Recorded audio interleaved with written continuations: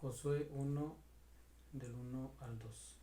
Aconteció después de la muerte de Moisés, siervo de Jehová, que Jehová habló a Josué, hijo de Nun, servidor de Moisés, diciendo: Mi siervo Moisés ha muerto, ahora pues, levántate y pasa este Jordán, tú y todo este pueblo, a la tierra que yo les doy a los hijos de Israel. Hemos llegado en nuestra lectura al libro de Josué. Y antes de comenzar a estudiar un poco lo que el libro de Josué nos cuenta, es importante entender la estructura del libro. Primero, Josué forma parte de una colección de 5 libros que es conocida en la Biblia hebrea como los profetas anteriores. Estos 5 libros son, como aparecen en orden, Josué, Jueces, Ruth, Samuel y Reyes. Cuando lleguemos a estos últimos libros vamos a ver un poco esto, porque por ejemplo en nuestra Biblia tenemos primero y segundo de Samuel, pero originalmente Samuel es un solo libro. Es después ya en nuestras Biblias que tenemos esta división de primero y segundo de Samuel, primero y segundo de Reyes, también primero y segundo de Crónicas, pero originalmente eran cada uno un solo libro. Estos 5 libros van a retomar la historia que ya venimos estudiando del Pentateuco, muy en concreto del libro de Deuteronomio. Josué va a empalmar la historia y continúa con la narración de los eventos ahora con Josué. En segundo lugar, el libro de Josué en su estructura es bastante simple. Básicamente vamos a encontrar 3 grandes secciones en el libro que van a corresponder a 3 eventos muy simples. Primero, del capítulo 1 al capítulo 12 es la conquista de la tierra prometida. Es propiamente las guerras que Josué va a liderar en contra de los pueblos que habitan en la tierra de Canaán y cómo Dios les va a ir dando la victoria, del capítulo 1 al capítulo 12. La segunda sección es del capítulo 13 al capítulo 21, que es el reparto de la tierra entre las tribus. Una vez que han conquistado la tierra por medio de la guerra, ahora viene la repartición de la tierra. Esto, por cierto, es algo que Dios le prometió a Josué. En Deuteronomio capítulo 31, Moisés le dice a Josué: vas a ser tú el que va a repartir esta tierra. Más adelante en el libro de Josué también Dios se lo va a decir. Y en tercer lugar, del capítulo 22 al capítulo 24 es el fin del gobierno de Josué y la asamblea de Siquem. Esta es la porción más conocida, cuando Josué reúne a todo el pueblo en Siquem y les da este famoso discurso en donde les dice: si mal os parece servir a Jehová, escogeos hoy a quien sirváis, si a los dioses de vuestros padres que habitaron al otro lado del río, o a los dioses de los amorreos en cuya tierra habitáis, pero yo y mi casa serviremos a Jehová. Este discurso tan famoso, bueno, corresponde a esta tercera sección, la asamblea en Siquem y el final del gobierno de Josué. El libro de Josué, ahora sí, entrando un poco en el tema, se trata del cumplimiento de las promesas de Dios. Dios había llamado a Abraham y le había prometido que le iba a dar esa tierra a sus descendientes. Como hemos estudiado, desde Abraham hasta la entrada en Egipto van a pasar 4 generaciones. Dios le dijo: van a ser 4 generaciones, y luego en otras 4 generaciones, desde que entran a Egipto hasta que viene el éxodo con Moisés, son 4 generaciones. Son 8 generaciones, y en el caso de Moisés todavía va a perder una generación en el desierto, que es precisamente en parte de lo que trata el libro de Josué. El libro de Deuteronomio va a terminar con la generación que murió en el desierto, la generación que fue llamada en el Éxodo y que estuvo en el desierto peregrinando con Dios, mueren y hasta que muere el último, entonces es cuando van a entrar a la tierra prometida. Es una nueva generación y es lo que a Josué le ha tocado, dirigir una nueva generación. Esto es importante porque a lo largo de la historia de la humanidad y un poco más específicamente de la iglesia y aún en la historia que vamos a leer del pueblo de Israel, van a ocurrir estos ciclos en donde una generación se pierde, de pronto hay una generación en donde no parece haber esperanza, pero al paso de los años se levanta o Dios levanta una generación que es capaz de conquistar la tierra, una generación que es capaz de tomar las promesas de Dios en sus manos, una generación que le es fiel a Dios. Y en este caso es lo que vamos a ver. La generación de Josué es una generación diferente. Eh, bueno, hoy nos tocan 3 capítulos. Y de esto, en el capítulo 1 quiero que meditemos un poco en Josué, en el capítulo 2 en la mujer que salva a los 2 espías, que es Rahab, y en el capítulo 3, bueno, es en donde encontramos el versículo que me gustaría que pudiéramos memorizar esta semana. En el capítulo 1 vamos a encontrar una expresión que se va a repetir varias veces, que todo el mundo habla de esto. Josué 1:6 dice: esfuérzate y sé valiente, porque tú repartirás a este pueblo por heredad la tierra de la cual juré a sus padres que la daría a ellos. Dios le habla a Josué y le dice: esfuérzate y sé valiente. Es muy importante esta palabra, esfuérzate, es la palabra hebrea hazak. Y es interesante, es importante y es interesante porque en la Biblia hebrea, al final de los manuscritos, de los documentos, los judíos precisamente colocaban esta palabra, hazak. Entonces uno podía leer, por ejemplo, el libro de Daniel y hasta el final del libro encontraba la palabra hazak. La palabra hazak significa esfuérzate.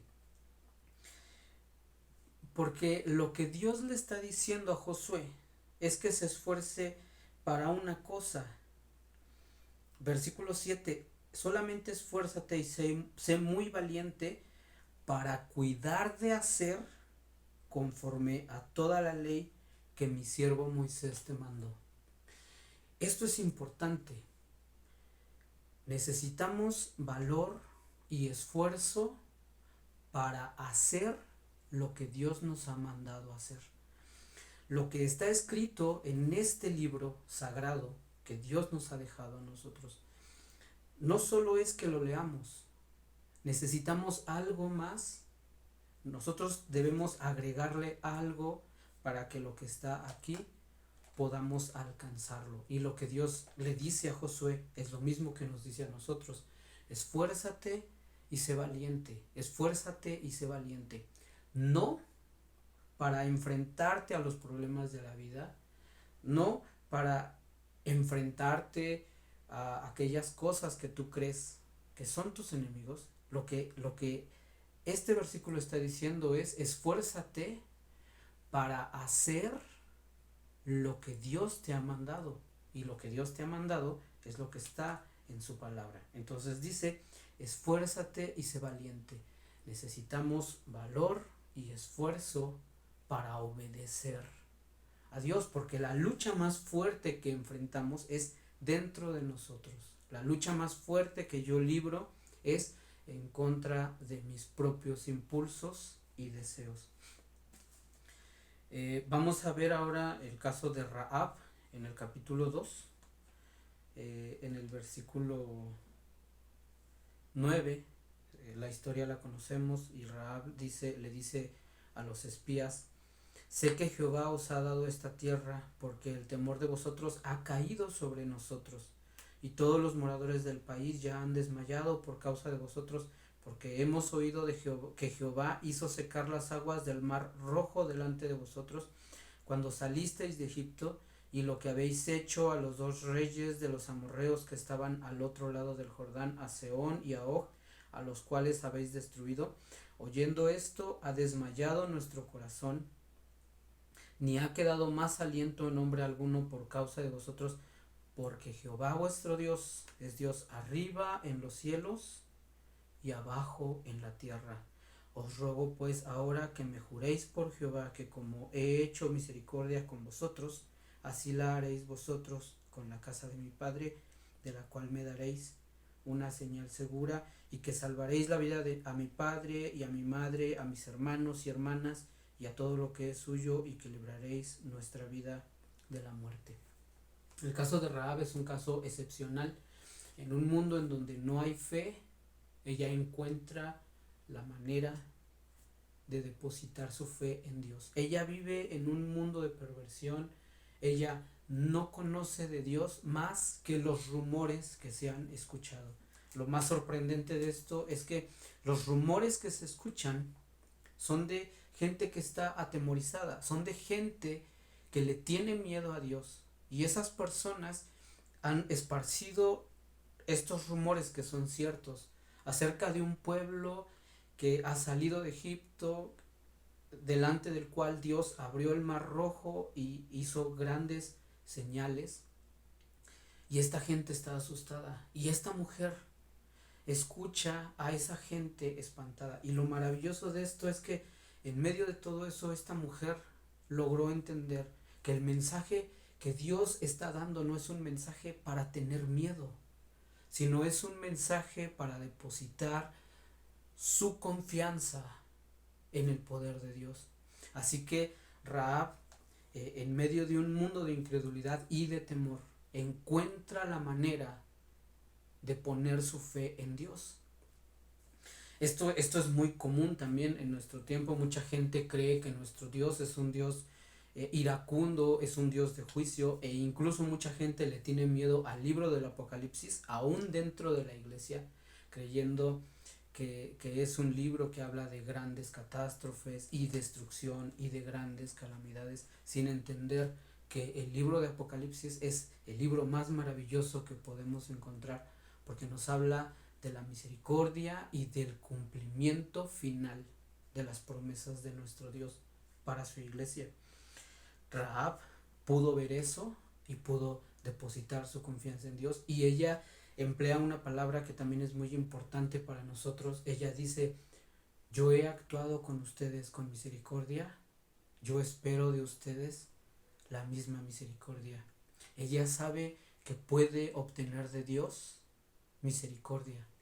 Lo más asombroso es esto, que ella también ofrece su amor a Dios. Ella le ofrece su amor a Dios y también está en la posición correcta para recibir el amor de Dios. Es lo que ella dice aquí en el versículo 12: os ruego pues ahora que me juréis por Jehová que como he hecho misericordia con vosotros, así la haréis vosotros con la casa de mi padre. Además, por esta acción ella no solamente salva su vida, sino logra salvar la vida de su familia. Qué importante es esto. No solamente es lo que yo recibo de Dios, sino también aquello que yo puedo ofrecerle a Él. Rahab.